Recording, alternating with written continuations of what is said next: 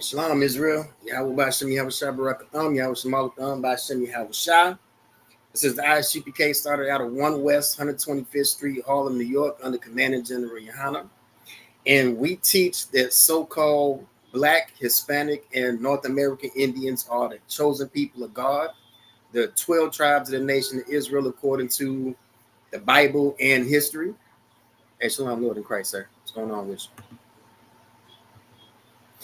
And this is Precinct Officer 500 Howard ISUPK, Kentucky, man. And tonight you see the title, man. We finna go into What You Ain't Learned in History Class, episode 33, The Trail of Tears and Black Wall Street. All right, The Trail of Tears and Black Wall Street.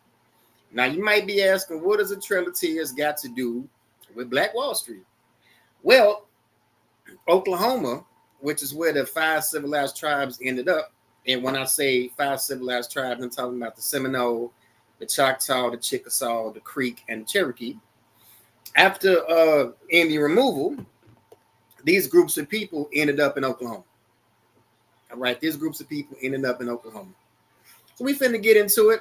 You know I got slides. You know I got work for y'all tonight. But before we get into it, I want to shout out ISUPK Kentucky. Our weekly content you can check out on ISUPK Kentucky, Facebook, YouTube, TikTok, Instagram, etc. But Monday night, 9 p.m. through 11 p.m. history class taught by Officer of 1,000, ISUPK.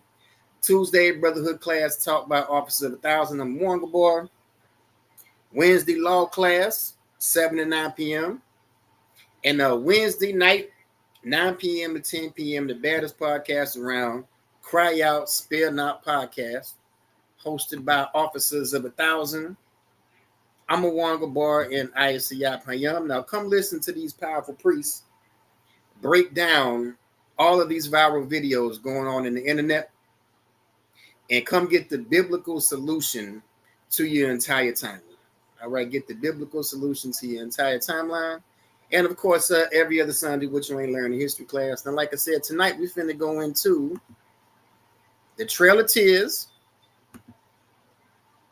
and Black Wall Street, and the connection between the Trail of Tears and the 5 civilized Indian tribes that went along the Trail of Tears, how we ended up in Oklahoma, and what was the result of Indian territory in Oklahoma. Let's go ahead and walk this down. Now, to start this off, since we're talking about the Trail of Tears, we got to start with the Seminole Wars. All right, Seminole Wars, 1816 to 1858, fought the United States Army in an attempt to resist relocation to the West. The Indian Removal Act, beginning in 1830, meant the dispersal of their people to Oklahoma, Mexico, and Texas. All right, here's your source. Now, the importance of this is the end of the Seminole Wars marked the beginning of what they call Indian removal. Indian removal is what led up to the Trail of Tears, and it's what led up to the 5 civilized tribes ending up in Oklahoma. And when we're talking about the Seminole Wars, we're talking about the wars between, all right, Seminole Chief Billy Bowlegs and Andrew Jackson. All right, Seminole Chief Billy Bowlegs and Andrew Jackson. This was the Seminole Wars, 1816 to 1858. And this is what started Indian removal from the Southeast into Oklahoma. All right, the Choctaw, Mississippi, largest Indian group, were the first Southeastern Indians to accept removal, and the Treaty of Dancing Rabbit Creek, September 1830. The treaty provided that the Choctaw would receive land west of the Mississippi and in exchange for the Mississippi Choctaw lands in Mississippi. The Choctaw were given 3 years to leave. So like I said, when we're talking about the 5 civilized tribes, we talked about what happened to the Seminole. This is what happened to the Choctaw down in Mississippi. All right. So a Treaty of Dancing Rabbit Creek, September 1830. All right. When in 1830, the Choctaw began migrating to Indian territory, later Oklahoma, along the Trail of Tears. All right. So 1830, Choctaw Indians out of Mississippi began migrating to Indian territory. And Indian territory was Oklahoma. And again, we're talking about the relation between the Trail of Tears, the relation between the Trail of Tears and Black Wall Street. All right, here's your source. All right, now, the Cherokee at this time had a white chief because it was common for the Cherokee to accept Scottish and Irish traders amongst the tribe, and their children and grandchildren ended up becoming chiefs of the tribe. So, Scottish Chief John Ross. All right, his ancestry was 7/8 Scottish. All right, born in Alabama, his father Daniel Ross was a Scottish trader, while his mother Molly McDonald was just a quarter Cherokee, and herself the daughter of a Scottish immigrant. So the fact that this man right here was a quarter Cherokee, this is what allowed him to be adopted into the tribe. And he was the one that started what was called the Cherokee National Government. In 1828, he was elected principal chief of the Cherokee. 1835, he signed the Treaty of New Echota, bringing the Cherokee lands under U.S. jurisdiction and selling all Cherokee land east of the Mississippi. 1830, the Cherokee were forced to leave their homes and move to Oklahoma. The 800-mile journey became known as the Trail of Tears. So we have what happened with the Seminole and their relocation to Oklahoma. We have the Choctaw and their relocation to Oklahoma. And we have the Cherokee and their relocation to Oklahoma. All right, Andrew Jackson's Indian Removal Act of 1830 required the Chickasaw people, along with all other Eastern American Indian tribes, to move to the Western Territory. If they chose to remain, they were required to abandon their heritage and traditions and be assimilated into the new culture. Chickasaw people who remained were often ostracized by white settlers. The Chickasaws were the last tribe to withdraw into Oklahoma Territory. Here's your source. All right, next slide. All right, Indian Removal and the Trail of Tears. All right, again, started by Andrew Jackson and the Indian Removal Act of 1830. This just shows a map of your so-called 5 civilized tribes. Again, the Cherokee, Creek, Chickasaw, Choctaw, and Seminole. Shows their migration to Oklahoma. All right. Now, when they migrated to Oklahoma, these people took the culture with them. All right, here's your source, Modern Farmer. It happened on an exploratory day in the Chickasaw Nation in a far-flung corner in Oklahoma when I cracked open a self-published cookbook and was shocked by the familiarity of the recipes within. The grits, cornbread, sweet potato pie, and chicken and dumplings in the book looked like a replica of my mother-in-law's family recipes in South Alabama. Why? Because the Chickasaw Nation comes out of Alabama. All right, this was the food. These were the foods that the Chickasaw Nation used to cook down in Alabama. All right, like I said, the people carried the part of the culture with them. Part of the culture is a food culture. Like I say all the time, if you don't have a food culture, you ain't got a culture. And these people took their culture with them into Oklahoma. All right, next source, Oklahoma Historical Society. Tulsa's origin begins with the removal of Creek Indians from their ancestral homes in Georgia and Alabama. Arriving in 1833, the Creek Indians began building the city of Tulsa after negotiations with the Cherokee over boundaries. All right, the Creek Indians built the foundation for Tulsa, Oklahoma. All right, this is what you ain't learned in history class, episode 33. And I guarantee you ain't learned this in history class. All right. Arriving in 1833, the Creek Indians began building the city of Tulsa after negotiation with the Cherokee over boundaries. All right. 1833, source Oklahoma Historical Society. Again, this is about Indian removal, the Trail of Tears, and the origins of Black Wall Street. Let's walk this down.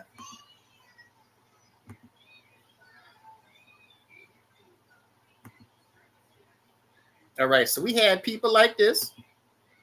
All right, people like this, Creek Indians out of Alabama and Georgia, that were building the foundations of what would become Tulsa, Oklahoma. All right, 1835, a treaty between the Cherokee and Osage Indians created Cherokee Outlet. Reservations existed until 1904, when the lands were allotted and added to Noble County. All right, the Cherokee Outlet became part of Oklahoma Territory and was divided into counties. After 1893 opening of Cherokee Outlet for settlement by non-Indians only happened in 1893. So we don't start to see white folk. We don't start to see white folks in Oklahoma until 1893. Again, Andrew Jackson's Indian Removal Act was 1830. 1830 was when the Southeastern Indians moved into Oklahoma, and you don't start to see white folks in Oklahoma until 1893. And again, I showed over here was the Creek Indians that started to build the foundations of Tulsa in 1833. All right, let's walk this down. All right, prosperous communities were built in both Indian Territory and Oklahoma before statehood in 1907. They supported local businesses, schools, newspapers, and churches. Here's your source. All right, prosperous communities were built in Indian Territory and Oklahoma before statehood in 1907. All right, prospering communities were being built in Indian Territory before statehood in 1907. Well, if we don't start to see white folks in Oklahoma until 1893, only people here was Indians. All right, it was Indians that were building these prosperous communities in Indian Territory in Oklahoma. And I already showed that the Creek Indians built the foundation of Tulsa. All right, let's walk this down. All right, prosperous communities like this here. All right, oil in Indian Territory. Oil in Indian Territory. All right, most Oklahomans know the history behind the title given to the city of Tulsa, oil capital of the world. Major oil strikes were made before the surrounding territory was even granted statehood. Again, before it was granted statehood. Again, Indians were building prosperous communities in Indian Territory in Oklahoma before statehood in 1907. So it was these Indians in Oklahoma Territory that discovered oil in Oklahoma. All right, 1884, the Cherokee passed a law permitting the organization of a company for the purpose of finding petroleum or rock oil and thus increasing the revenue for the Cherokee Nation. So the Cherokee starting in 1884 was running the oil business in Oklahoma. All right, 1884, the Cherokee passed a law permitting the organization of a company for the purpose of finding petroleum. Remember back here, we don't start to see white folks in Oklahoma until 1893. We don't start to see white folks in Oklahoma until 1893. But in 1884, the Cherokee passed a law permitting the organization of a company for the purpose of finding petroleum. The Cherokee was controlling the oil business in Oklahoma at this time. Let's walk this down. All right, like the 5 civilized tribes relocation to Indian Territory, the Osage Indian tribe was repositioned to Indian Territory and prospered within the oil-rich land in Osage County. Over the next 2 decades, Indian Territory would produce more wealth than all of the American gold rushes combined. Here's your source. All right, the oil discovered in Indian Territory and Oklahoma would produce more wealth than all of the American gold rushes combined. Here's your source. All right, let's walk this down. All right, Oklahoma, in case anybody forgot, Oklahoma was Indian Territory. Oklahoma was Indian Territory until it got statehood in 1907. All right, the first recorded participation in organized cattle ranching by the Seminole tribe occurred in the 1740s. Again, we're talking about the civilized tribes, the Seminole, the Chickasaw, the Choctaw, the Creek, and the Cherokee, and their removal to Indian Territory in Oklahoma. All right, you got Seminole cowboys. More Seminole cowboys. All right, Cherokee Strip Livestock Association was organized by a group of cattlemen during the years of 1880 and 1883.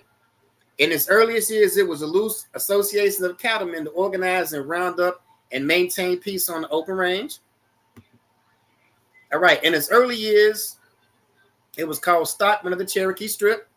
In 1883, it was formalized and registered with its principal purpose being to regulate roundups, to keep a record of member brands, and to resolve the issue of stray cattle, provide order and organization to cattle ranchers throughout Cherokee Strip. All right, here's the importance. Here's the importance. Here was the value. Here was the value of this area called Cherokee Strip. All right, if you look on the map here, in Indian Territory, all right, this was Cherokee Strip right here. Here was Cherokee Strip right here. This was the importance of this land. All right, it says in 1889, Congress authorized the Cherokee Commission to settle their title, the Cherokee Outlet. On March 17, 1893, again, 1893 is the first time we see white folks in Oklahoma. The Cherokee agreed to the sum of $8,595,736 to turn the title over to the United States government. All right, this was how valuable this cattle ranching land was. All right, so we have valuable cattle ranching land. Again, the Cherokee sold to the United States government, 1893, for $8,595,736. And again, that was $8 million in the 1800s. That was $8 million in the 1800s. And again, back here, we find out that the oil that was found in Oklahoma, produced more wealth than all of the American gold rushes combined. Let's walk this down. This was how valuable Oklahoma was.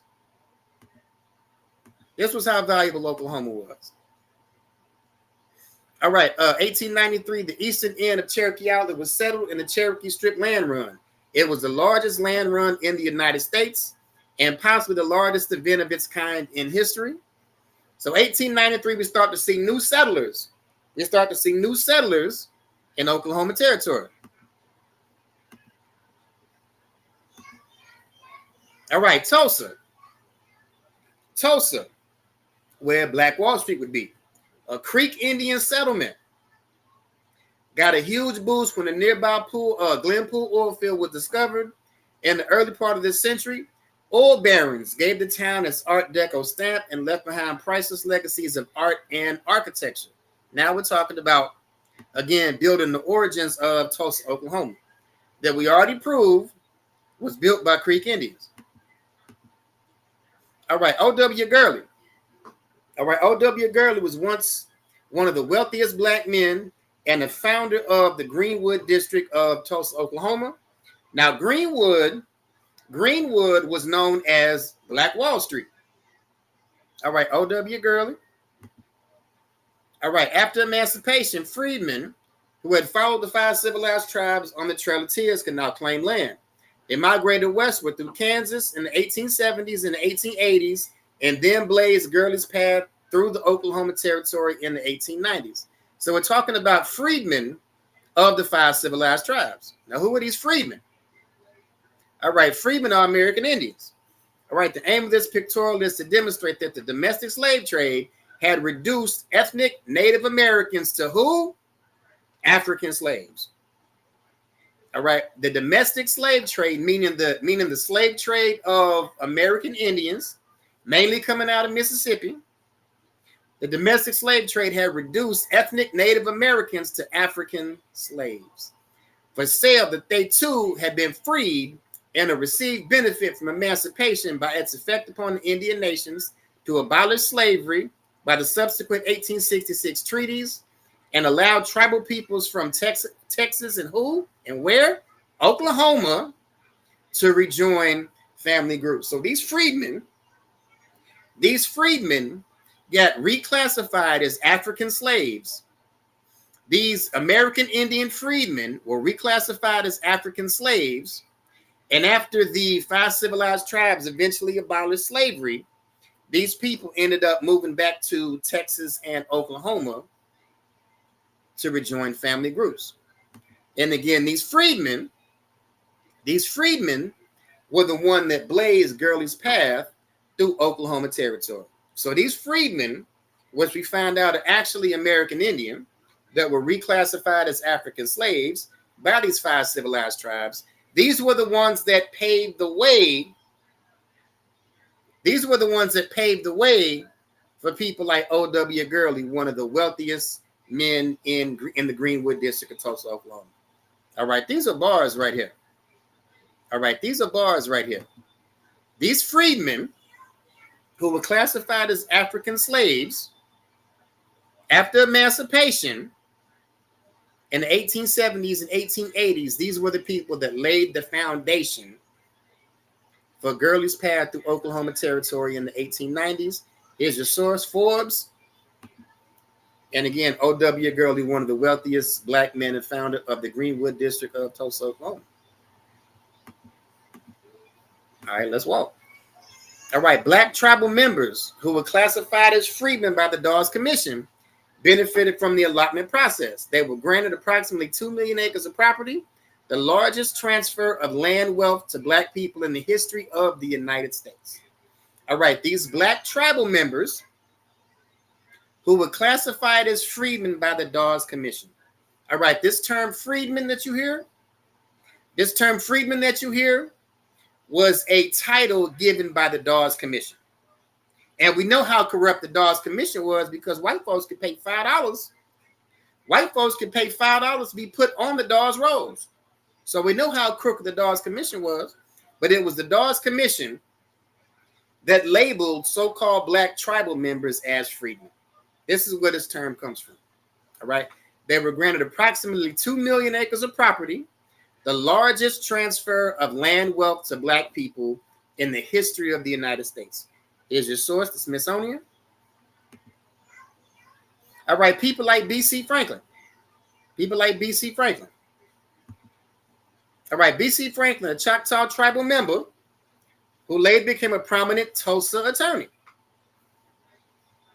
All right, here, this is his office in 1910. Here's his office in 1910.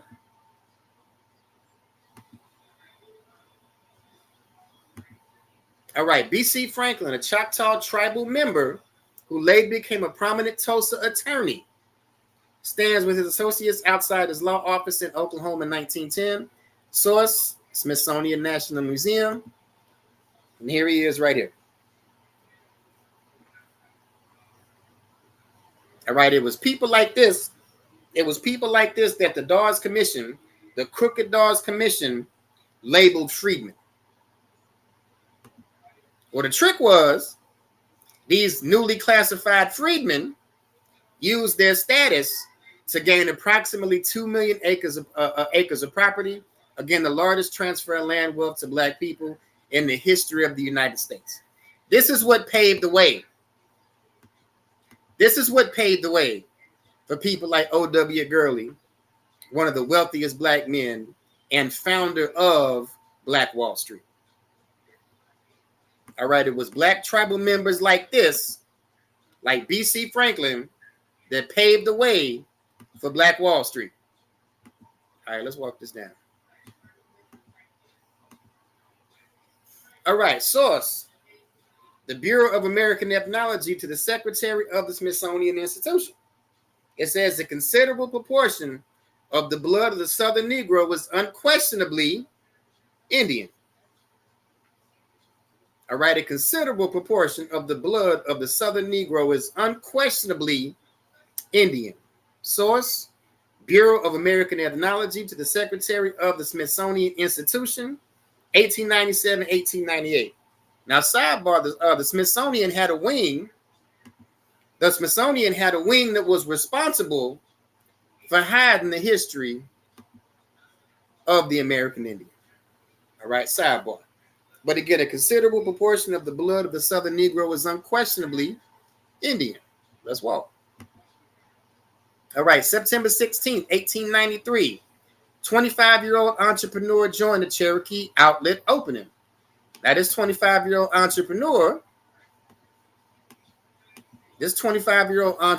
was O.W. Gurley.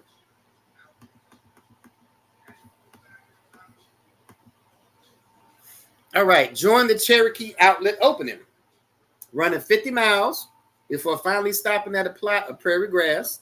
Standing on a plot of land with Emma, he staked a claim that would soon become Perry, Oklahoma, one of the many towns advertised to blacks in the new territory. Now again, you had freedmen amongst the 5 civilized tribes that used their status to gain 2 million acres of property. Again, it was the largest transfer of land wealth to black people in the history of the United States. And we read that these freedmen were the ones that laid the path for people like O.W. Gurley, the founder of Black Wall Street. All right, hearing about the oil, Gurley sold his store and land in Perry and moved 80 miles to Tulsa in 1905, taking the second major risk of his young life. He bought a large tract of land on the north side of the Frisco train tracks. On the barren plot, he started to map out a city for upwardly mobile blacks who, much like himself, were looking for opportunity. Here's your source, Forbes. All right, Gurley's grocery store and rooming house set the stage for the boom in entrepreneurial businesses that would follow. Greenwood, which is Black Wall Street, was soon filled with restaurants, hotels, billiard halls, shoe stores, tailor shops, and more. All right, stringent segregation laws had gone into effect after Oklahoma became a state in 1907. This paved the way for Greenwood to become an insular hub for the black dollar to circulate. Many of the black residents earned and spent their money entirely within the confines of Greenwood. This right here is what integration destroyed. This right here is what integration destroyed. It said many of the black residents earned and spent their money entirely within the confines of Greenwood. You want to talk about generational wealth? This is how you create generational wealth. It says the black residents earned and spent their money entirely within the confines of Greenwood. Again, Greenwood was Black Wall Street. All right, as Gurley expected, Greenwood became a beacon of wealth, education, and advancement, rivaling the areas of New York, Chicago, and Atlanta. All right, in Dust Bowl, Oklahoma, Indian Territory,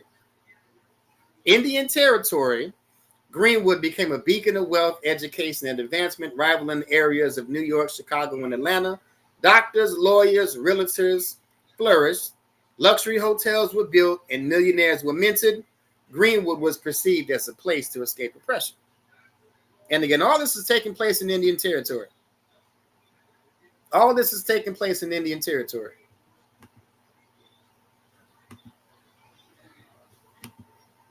All right, by 1920, a walk through Black Wall Street meant traversing more than 35 bustling city blocks, with the focus being the intersection of Greenwood Avenue and Archer Street, adjacent to Tulsa's Frisco rail tracks.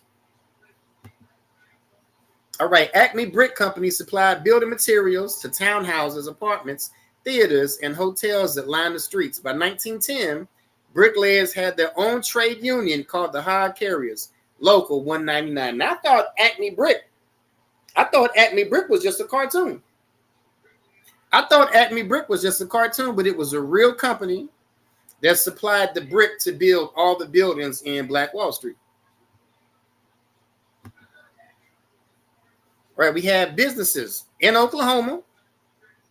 Notice it says East India Hair Grove, but it's in Tulsa, Oklahoma, in American Indian Territory. And that's not an East Indian on the picture. All right, but we had companies like this through Oklahoma, black companies like this.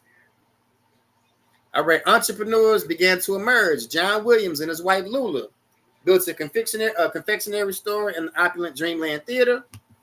All right, here's Dreamland Theater.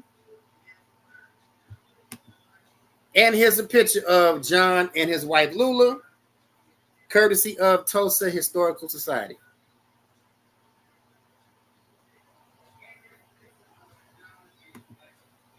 All right, Simon Berry built a private transportation network of Model T Fords and buses which transported residents through Greenwood and all the way to downtown Tulsa.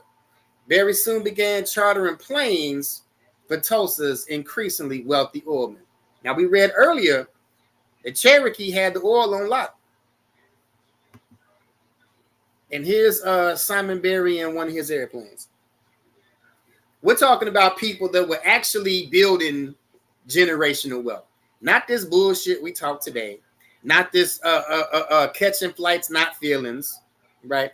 These people were actually building generational wealth because they earned and spent their money entirely in their own community. This is how you build generational wealth. This is how you literally catch flights, not feelings. And this is what integration destroyed. All right, Simon Berry was literally catching flights, not feelings. And again, this is what integration destroyed. All right, though the population was relatively small, Greenwood also had two newspapers, including the Tulsa Star, founded by A.J. Smitherman. All right, here's A.J. Smitherman. Others built pool halls, auto repair shops, beauty parlors, grocery stores, barbershops, funeral homes. There was a YMCA, a skating rink, a hospital, and a post office. It was calculated that every dollar spent in Greenwood circulated the Black economy nearly 32 times as business thrived. All right, the Black dollar used to circulate in Tulsa, in the Greenwood district, Black Wall Street. Every dollar circulated 32 times in Black Wall Street. Again, this is how you create generational wealth. It says it was calculated that every Black dollar spent in Greenwood circulated the Black economy nearly 32 times. All right, this is how you create generational wealth. Again, this is how you literally catch flights, not feelings. This is how you literally catch flights and not feelings, because the dollar, the Black dollar, circulated 32 times in the Greenwood district of Tulsa, Oklahoma. This is how you create generational wealth. And this is what integration destroyed. All right, again, A.J. Smitherman. All right, along with this massive prosperity, the community invested in houses of worship. By 1920, Greenwood had a handful of churches, most notable by the impressive Mount Zion Baptist Church, built in 1909. The district had its own elite high school named after Booker T. Washington, which boosted a curriculum that would prepare students to eventually study at colleges like Columbia and HBCUs like Tuskegee and Spelman. All right, freshmen studied algebra, Latin, ancient history, English, science, art, music. Sophomores took economics, geometry, while juniors advanced to chemistry and trade-oriented subjects such as civics and business spelling. Seniors studied physics, trigonometry, vocal music, art, and bookkeeping. All right, so important was education in the upperly mobile Greenwood that teachers were amongst the highest paid workers. Many had their own Steinway pianos in their apartments, while school's principal, E.W. Woods, lived in a 6-room townhouse. Here's E.W. Woods. Again, we're talking about people that understood. We're talking about people that understood that our oppressor's not going to give us a shot. All right, our oppressor's not going to give us a shot. So we just read back here that the black dollar used to circulate 32 times in the Greenwood district. All right, the black dollar would circulate 32 times in the Greenwood district.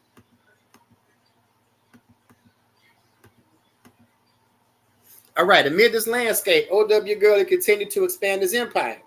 At Greenwood's peak, he owned and rented out 3 brick apartment buildings and 5 townhouses, and another one of his businesses, a grocery store. Now, we read earlier that Black Wall Street had their own brick company. This This is where the brick was coming from. Again, the black dollar circulated 32 times in the Greenwood district of Tulsa, Oklahoma. All right, he built the Gurley Hotel, started a Masonic Lodge, and opened an employment agency for migrant workers. All right, here's J.B. Stafford, another wealthy business person in Tulsa, Oklahoma.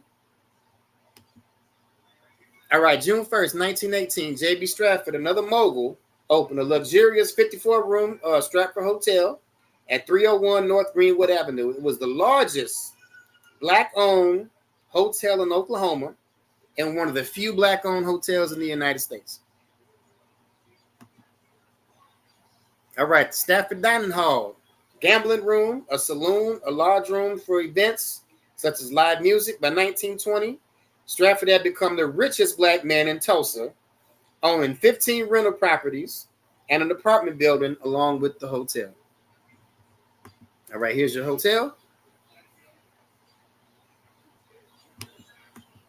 And again, he was the richest black man in Tulsa, Oklahoma.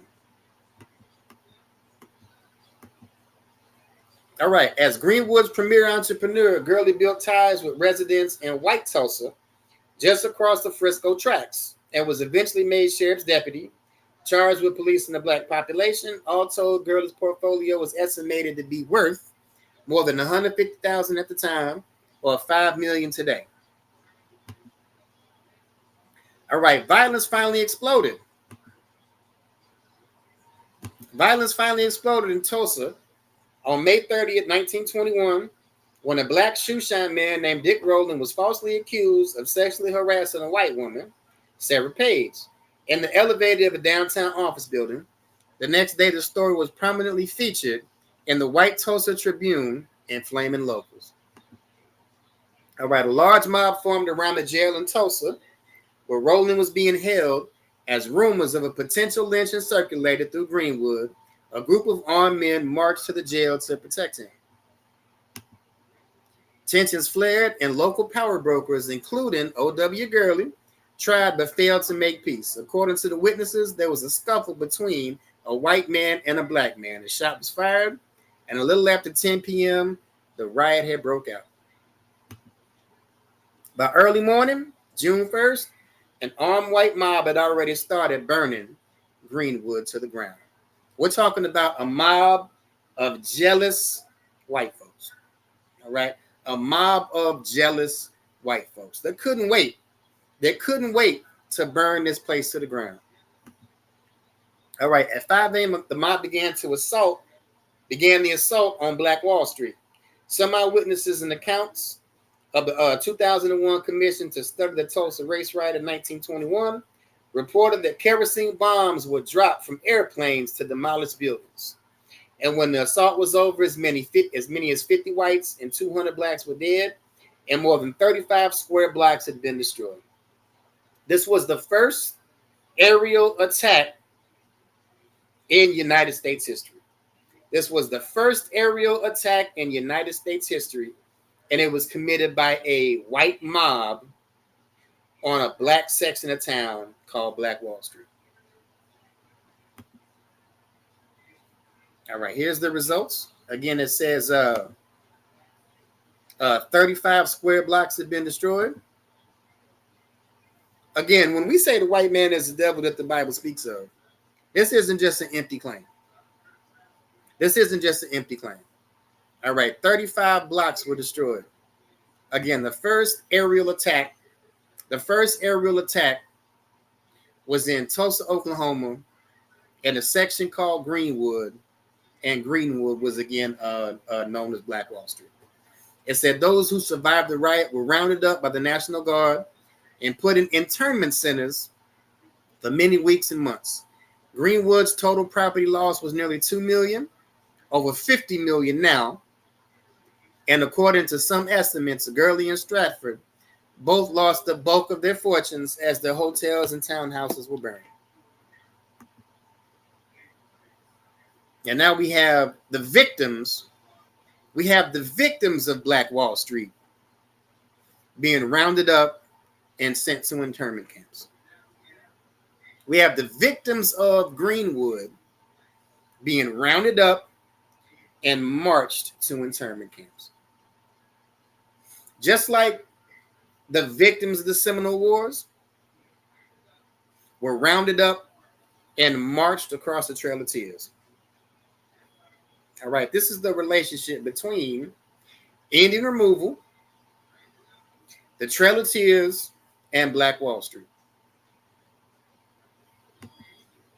All right, most of the bodies were never recovered, presumed to have been burned in a mass grave that has still never been located. And no one was ever prosecuted or punished for the biggest racial massacre in American history. Again, when we say that the white man is the devil that the Bible speaks of, this isn't just an empty phrase. All right. The word devil just means adversary. All right. And the so-called white man is the adversary of blacks, Hispanics, and North American Indians. All right. With nothing left of Black Wall Street, Gertie left Greenwood for Los Angeles, where he died in 1935 with little indication of wealth. All right. One of the richest men in Black Wall Street, damn near the founder of Black Wall Street, died in 1935 with little indication of wealth. He died with nothing. All right, he died with nothing.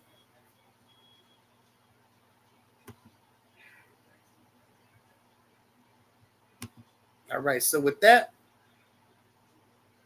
we're going to go ahead and end this one a little early. But before we end it, man, I want to shout out the Midwest Fire Weekend. All right, it's going to be going down in Detroit, Michigan, August 1st through the 4th. All right, starting Thursday, we have scripture breakdown with 12 Shield General Muhammad. Also, we have Roundtable of Truth podcast, hosted by Captain of 13,000 Mawquad. Friday, we have a sit down with Commander General Yohana. All right, 13 Shield Commander General Yohana, and a conversation about demons and are they among us. All right, that Saturday we have album release party by Captain Salaki Captain Mawakad, Salaki Captain Makad Abarayan. All right, 144 The Rebel. And Sunday, the Midwest Barbecue, inviting all so-called blacks, Hispanics, and North American Indians. And with that, Shalom, Yahweh Bashem, Yahweh Shabbarakatham, Yahweh Shemalatham, Bashem, Yahweh Shah, class dismissed.